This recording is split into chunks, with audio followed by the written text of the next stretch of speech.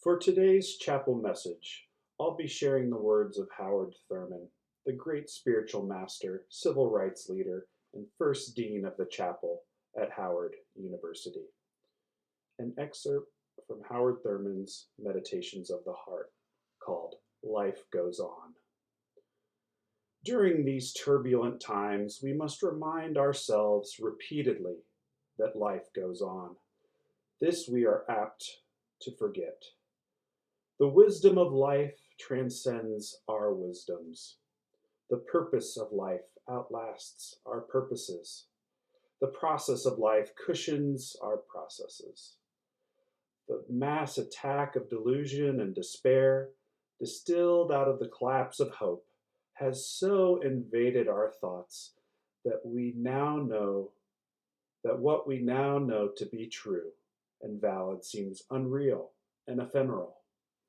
There seems to be little energy for aught but futility. This is the great deception.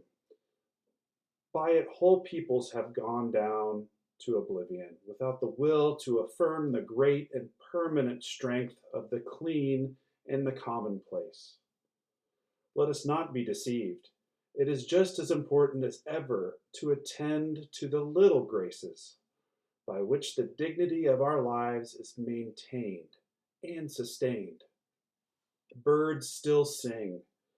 The stars continue to cast their gentle gleam over the desolation of the battlefields, and the heart is still inspired by the kind word and the gracious deed. There is no need to fear evil.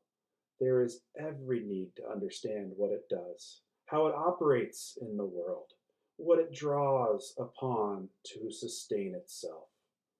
We must not shrink from the knowledge of the evilness of evil.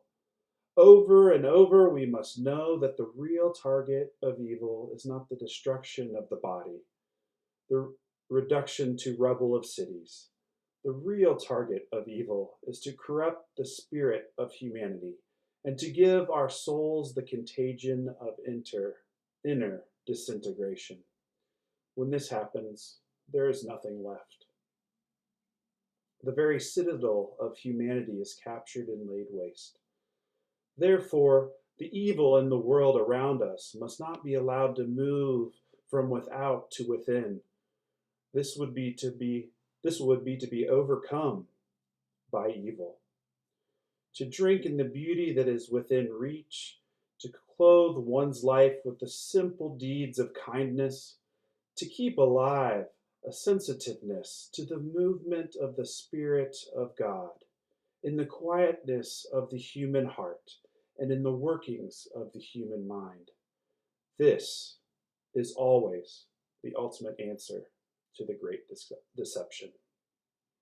May Howard Thurman's words remind us of the precious value of life, help us celebrate it, and protect our souls during these turbulent times. Amen.